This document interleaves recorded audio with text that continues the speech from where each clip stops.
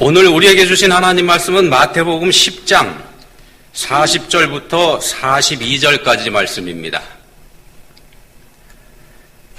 한 목소리로 읽겠습니다. 너희를 영접하는 자는 나를 영접하는 것이요 나를 영접하는 자는 나를 보내신 이를 영접하는 것이니라. 선지자의 이름으로 선지자를 영접하는 자는 선지자의 상을 받을 것이요 의인의 이름으로 의인을 영접하는 자는 의인의 상을 받을 것이요 또 누구든지 제자의 이름으로 이 작은 자 중 하나에게 냉수 한 그릇이라도 주는 자는 내가 진실로 너희에게 이르노니 그 사람이 결단코 상을 잃지 아니하리라 하시니라. 아멘. 이름을 대면 누구나 다 알 수 있는 유명한 목사님이 목회 일선에서 은퇴를 하고 난 이후에 조용한 집에 집을 마련하고서 말 그대로 조용하게 살고 계셨습니다. 목회 생활할 때는 이제 쫓겨서 아쉬웠었던 부분이 깊이 있는 독서 이런 것들이 실컷 하면서 나름 보람있게 그렇게 시간을 보내고 계셨더랬습니다. 그렇게 몇 년을 지난 어느 날 이제 후배 목사님들이 이제 인사차 연로하신 목사님을 찾아 뵈러 갔다가 깜짝 놀라게 됩니다. 왜 그러냐면은 목사님 집이 들어가서 보니까 휑하더랍니다. 그 많던 책들이 다 없어지고 마치 이사가는 집처럼 썰렁한 그런 분위기를 보이고 있더랍니다. 깜짝 놀라서 물었죠. 어찌 된 일입니까? 이렇게 했더니 그 목사님이 이런 대답을 하더랍니다. 가만히 나한테 남은 날 이걸 생각을 하다가 갑자기 뭐에 얻어맞은 것처럼 정신이 번쩍 들지 뭔가 내가 지금 뭘 하고 있는 건가 이런 생각이 든 거야. 오래지 않아서 이제 하나님 앞에 서야 될 건데 내가 너무 과거에 집착하고 있다는 생각이 들었던 거지. 그래서 다 치워버렸어. 성경책 한 권만 남기고 전부 다. 요즘에는 성경책만 읽고 있다네. 책도 없애버리고 신문도 끊고 TV도 다 끊어버렸지. 그랬더니 참 좋더구만. 성경에 이렇게 좋은 말씀이 있다는 거 새삼 알게 됐지. 정말 좋은 말씀이 참 많더라고. 사람을요, 세 가지 유형으로 나누기도 합니다. 세 가지 유형인데 어떤 거냐면요. 첫 번째는 과거형 사람입니다. 과거에 매여서 사는 사람, 과거에 잘 나갔던 시절, 그때 그 꿈을 먹고 사는 사람, 그때 그 시절로 자기 자신을 규정을 합니다.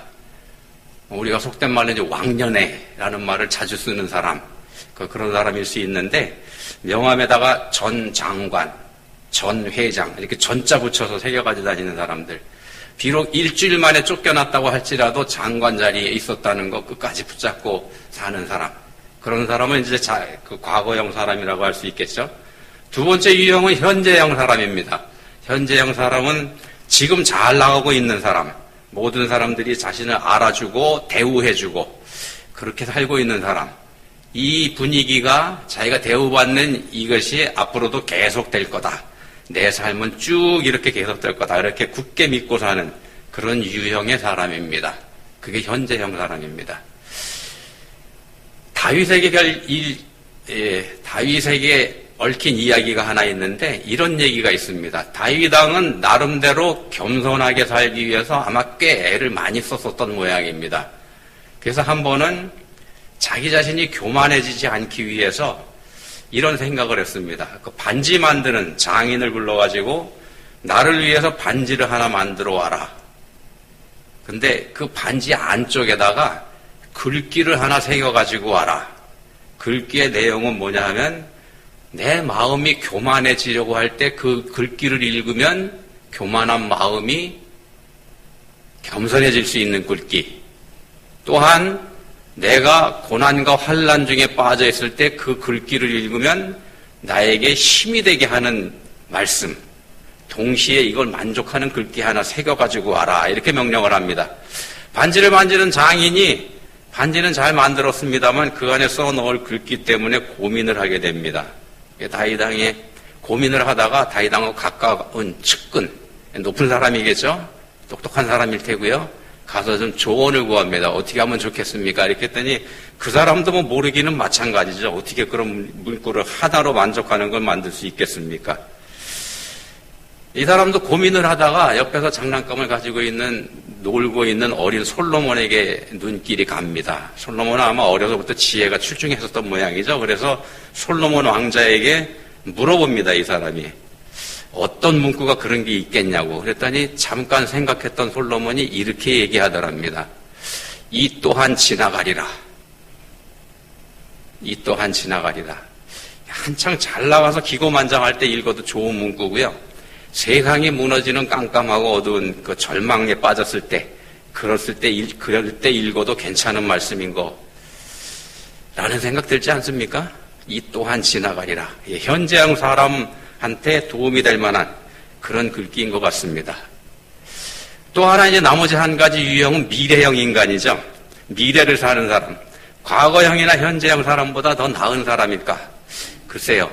이런 유형의 사람일 수 있습니다. 매번 이것만 요것만 터지면은 끝나는 거야. 이번엔 틀림없어. 이렇게 꿈을 먹고 사는 사람 우리 중에 좀 있죠. 그런 사람들 종종 볼 수 있습니다. 꿈에 취해서 큰 소리 치고 사는 유형. 그렇지만 그런 미래가 그 사람에게 찾아올지 이건 누구도 알지 못합니다. 그러지 않을 가능성이 훨씬 더 높은 게 인생이기도 하고요. 그러면은 과거형이나 현재형이나 미래형이나 다 문제가 있다는 얘기인데 그럼 도대체 뭐 어떻게 하라는 말이냐 이렇게 한번 질문하실지 모르겠습니다. 중요한 건 뭐냐 하면은 방향입니다. 방향. 삶의 포인트를 과거나 현재나 아니면 미래나 이 중에 어디다 두고 사는 게 그게 중요한 게 아니고 삶이 어디를 향하고 있는지 그게 중요하다는 겁니다. 삶의 종착지가 중요하다는 겁니다. 삶의 끝이 어디인지. 성경에서는 우리 인생의 종착지를 둘로 말씀하지 않습니까? 천국 아니면 지옥입니다. 둘 중에 하나입니다. 다른 곳은 없고. 근데 세상 사람들 중에 둘 다 없다, 그런 거 없다 이렇게 얘기하는 사람들 많죠. 그 틀린 말입니다. 둘 다 있고요. 둘 중에 하나입니다. 우리가 갈 때는 두 군데 다 가는 거 아닙니다. 그 둘 중에서 자신이 어디를 향해 가고 있는지 그걸 생각하면서 사는 게 지혜입니다. 하나님 앞에 서게 될 거 믿고 그 준비를 하면서 사는 삶, 그게 지혜로운 삶이라는 말씀입니다. 우리가 죽어서 관뚜껑 덮고 나면 이 세상과의 인연은 그걸로 끝입니다. 우리가 이 세상에서 쌓아오는 업적, 그게 아무리 위대하다고 할지라도 또 여러 사람에게 인내심 훈련을 혹독하게 시켰던 우리가 수도 없이 자랑했었던 그런 일들, 그 대단했던 것들, 그거하고도 영원히 작별입니다. 그걸 우리가 하나님 앞에 들고 갈 수는 없는 노릇이니까요. 들고 가서 하나님 앞에 자랑해봐야 오히려 부끄러움만 더할 수 있다는 겁니다. 자, 그렇게 보면 앞에서 말씀드렸던 은퇴한 목사님 다 치워버리고 오직 성경만 하나, 그것만 읽다가 하나님 앞에 서는 거, 그것도 지혜로운 삶일 것 같지 않습니까? 근데 이런 삶이 젊어서부터 훈련이 된다 그러면 아마 더 나을 것 같기도 하고요. 우리가 하나님 앞에 결국 서야 될 건데 하나님 앞에 서기 전에 그래서 성경은 읽고 가야 되지 않겠습니까? 그래야 이 세상에서 우리가 그래도 하나님 믿으면서 살았다고 그렇게 얘기를 할 수 있겠죠. 자, 오늘 본문 말씀은요, 우리 예수님께서 제자들을 복음 전도자로 파송하시면서 가르쳐 주신 말씀 중에 포함되어 있습니다. 전도자로 파송하시면서 주신 말씀. 12명의 제자를 세우셨고요. 이 사람들한테 권능을 주셔서 귀신도 쫓아내고 병도 고치는 그런 능력을 주셔서 보내셨습니다. 그렇게 하시면서 천국이 가까이 왔다 이렇게 선포하라고 지시를 하셨습니다. 천국이 가까이 왔다. 뭐냐 하면은 과거나 현재에 매여서 살지 말고 또 허황된 미래에다 소망 두고 쓸데없는 시간 보내지 말고 삶의 분명한 방향을 알게 하라. 삶의 분명한 방향을 가르쳐주라. 이런 말씀이죠. 천국이 가까이 왔다. 회개하라. 천국이 가까웠느니라. 이 말씀이 예수님께서 이 땅에서 전하신 메시지의 핵심입니다. 이 말씀으로 시작을 했고 이 말씀을 이 땅에서 가르치신 겁니다. 자, 이 세상을 창조하시고 지금도 살아 역사하시는 창조주 하나님을 무시하다가 지옥에 떨어져서 후회하지 말고 올바른 길을 가도록 전하라. 이런 사명을 제자들에게 주셔서 보내신 거죠. 그렇게 가서 전해라. 야, 그렇지만은요, 제자들이 가서 그렇게 전한다고 할지라도 제자들이 사람들을 억지로 바른 길로 옮겨놓거나 또는 억지로 천국으로 사람들을 밀어서 쑤셔놓을 수는 없는 노릇입니다. 그냥 방향을 제시하고 안내할 수 있을 뿐이죠. 결국 선택은 자기 자신이 하는 겁니다. 전도자는 방향을 알게 해줄 수 있을 뿐인 거죠. 자, 본문에서는 복음을 전하러 가는 제자들이 예수님의 이름으로 가는 거다, 이런 말씀을 합니다. 예수님의 이름으로 파송을 받습니다. 가서 전하는 건 제자들이 하겠지만 그들이 전하는 메시지, 이건 예수님 겁니다. 그들이 하는 말, 그들이 전하는 복음, 예수 그리스도죠. 예수 그리스도를 전하는 겁니다. 생명을 전하는 겁니다. 예수님 말씀하셨죠. 내가 곧 길이요 진리요 생명이니, 이 길을 가르쳐주고 진리를 전하고 생명을 주는 그런 걸 전하는 겁니다. 또 예수님을 보내신 분이 성부 하나님이시기 때문에 예수 그리스도 복음은 곧 하나님의 말씀이기도 합니다. 그래서 우리가 나가서 선교하고 전도할 때, 그때 우리가 전하는 그 메시지는 우리를 보내신 예수님 말씀이고 예수님을 우리에게 보내주신 하나님 말씀이고 그렇다는 겁니다. 예수님을 전하는 거고 하나님 말씀을 전하는 거고, 그게 전도고 선교고 그렇습니다. 그래서 복음을 전한다는 것은 사실 엄청난 일입니다. 어마어마한 일이죠. 아무나 할 수 있는 일도 아니고 선택받은 사람만이 할 수 있는 일. 바꿔 말씀드리면 전하는 사람, 그러니까 전도하는 사람은 하나님께 선택받은 사람이고 하나님께서 택하여 세우신 그런 사람이라는 겁니다. 그래서 우리가 하는 전도라고 하는 게 그처럼 엄청난 일이라는 겁니다. 우리가 전도할 때 우리는 하나님께 택함받고 세우심받고 하나님의 이름으로, 예수 그리스도의 이름으로 보냄받은 그런 상태에서 한다는 겁니다. 당연히 하나님께서 함께 하십니다. 우리가 전도할 때 하나님께서 함께 하십니다. 근데 우리가 전도하면서 그런 사실을 잊어먹는다거나 그런 사실을 무시한다거나 그렇게 해서 자기 힘으로 하려고 할 때, 그럴 때 어떤 일이 생기냐 하면 전도가 어려워집니다. 힘들어지고 전도라는 것 자체가 무거운 짐이 돼버리고 말죠. 우리가 전도하기 어려운 이유가 바로 그렇습니다. 하나님께서 함께 하신다는 걸 잊어먹고 무시하고 내가 해야 된다는 부담을 갖기 때문에. 자, 전하는 복음을 받아들이는 사람한테는 어마어마한 복이 준비되어 있다고 본문에서 말씀합니다. 그 본문에서는 영접하는 자는 상을 받을 거다. 상을 받을 거다. 이렇게 말씀합니다. 어떤 상인가? 영생이죠. 영생. 영원히 살게 되는 엄청난 상을 받게 됩니다. 복음을 받아들이는 사람. 영생, 그러니까 영원히 사는 상을 받는 사람은요, 자기 자신의 가치를 최고로 끌어올린 사람입니다. 자신의 가치를 최고로 끌어올린 사람. 내가 누군데? 라고 하는 유혹에서 벗어난 사람이고, 또 이 또한 지나가리라 하는 말로 자기 자신을 다스린 사람인 동시에 이거 한 방만 터지면 이라고 하는 유혹에 넘어가지 않는 지혜로운 사람이라고 우리가 할 수 있습니다. 그게 복음을 받아들인 사람입니다. 삶의 방향을 바르게 잡은 사람이고 모든 것이 하나님의 은혜라는 것, 이걸 인정하면서 사는 사람, 그런 사람이 복음을 받아들인 사람이죠. 영접한 사람입니다. 본문에서 말씀하는. 우리의 존재 가치라고 하는 건, 우리 인생의 존재 가치라고 하는 건 십자가에 있습니다. 내가 누군지 내가 결정하는 거 아닙니다. 내가 왕년에 이루었던 엄청난 업적, 그런 게 있다고 할지라도 그게 나를 규정하는 거 아닙니다. 또 지금 내가 잘 나가고 있다고 한다면 지금 잘 나가고 있는 그 내가 가진 능력, 내가 차지하고 있는 자리, 내가 가지고 있는 권세, 이런 게 나를 규정하는 거 아니라는 겁니다. 우리의 가치는 십자가에 있습니다. 십자가에서 나의 가치가 결정이 됩니다. 십자가는 성자 하나님께서 나를 위해서 죽으신 사랑의 상징입니다. 나를 위해서 죽으신 사랑의 상징. 나는 창조주 하나님께서 생명까지 내서 사랑하시는 존재라는 말씀입니다. 그런 존재 가치를 가진 사람이 바로 그리스도인입니다. 또 십자가는 사형대이기도 하죠. 죽는 자리입니다. 십자가에 매달리는 건 죽는 겁니다. 그것에 우리의 가치가 있다는 말씀은 우리가 죽어야 된다는 말씀입니다.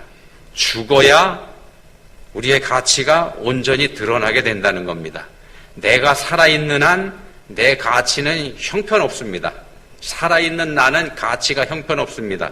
과거의 자랑도, 그리고 지금 내가 가지고 있는 어떤 게 됐든지 지금 가지고 있는 것도, 그리고 장차 내가 이룰 놀라운 일들, 내가 엄청난 일을 이루게 될 거라고 할지라도 그건 다 별거 아니라는 겁니다.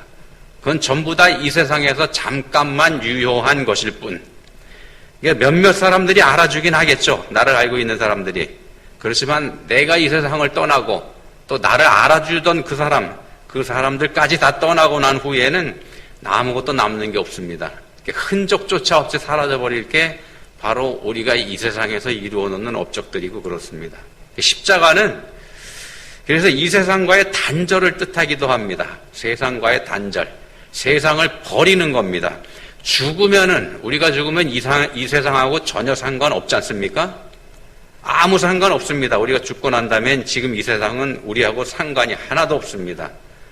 과거의 껍데기를 벗고 불확실한 미래의 꿈, 설령 그 꿈이 이루어지고 그 꿈이 어마어마한 거라고 할지라도 거기에 젖어 살던 것에서 벗어나는 것, 모두 다 버리는 것, 이게 십자가이기도 합니다.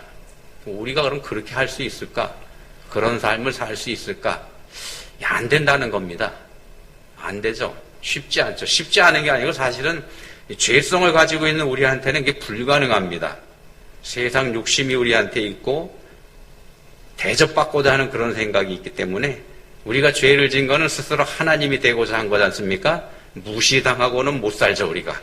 그래서 불가능합니다. 우리 실력으로 그런 거 버리지 못합니다. 그래서도 십자가입니다.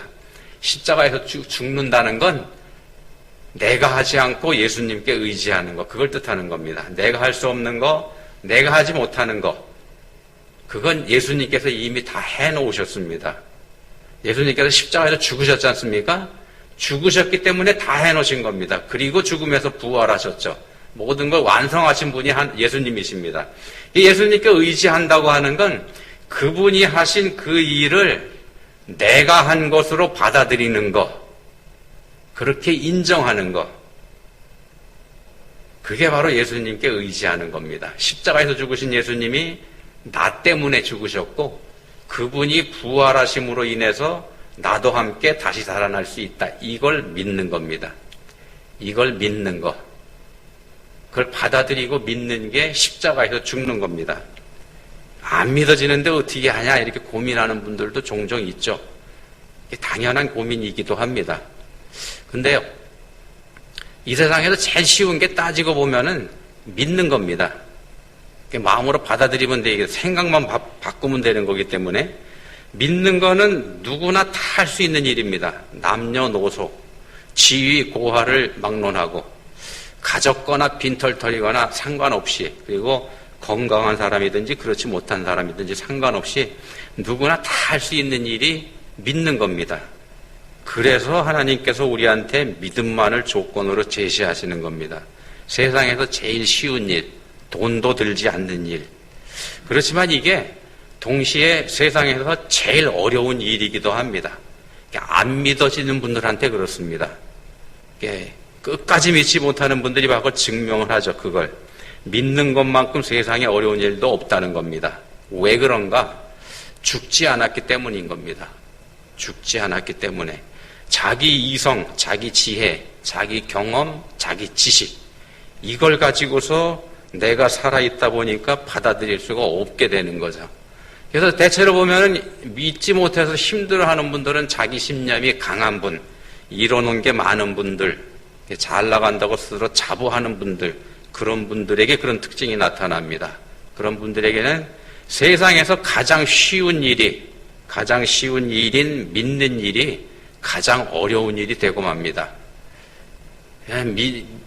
믿는다는 건 그래서 십자가에서 죽고 거듭나야 되는 겁니다.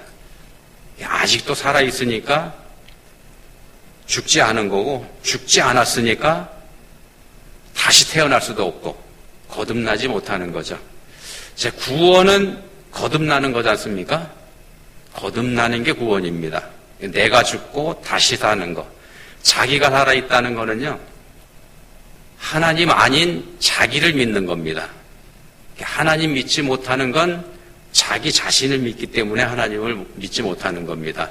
자기 자신의 이성을 믿는 거고, 자기 자신의 지식에 의지하는 거고, 자기 자신의 경험을 앞장세우다 보니까 하나님을 믿지 못하게 되는 거죠. 자기를 믿는 겁니다. 현대를 살아가는 현대인들이 크게 착각하는 게 세 가지 있다 그럽니다. 현대인들이 크게 착각하는 거 세 가지. 첫 번째 착각이 뭐냐면요, 마음은 보이지 않는 거라 고 생각하는 착각입니다. 마음은 보이지 않는다는 착각.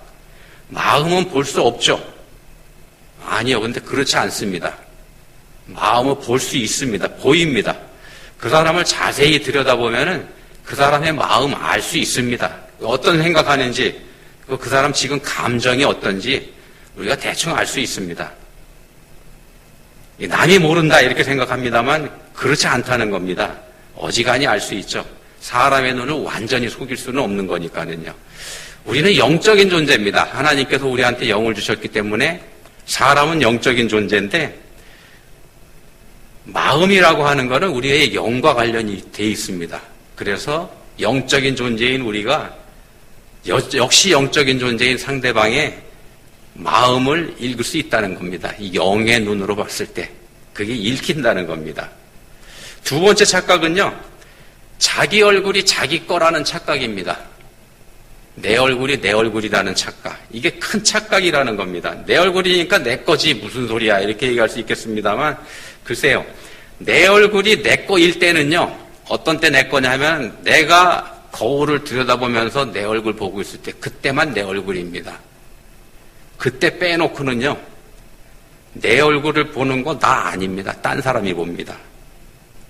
딴 사람이 보죠. 남이 봅니다.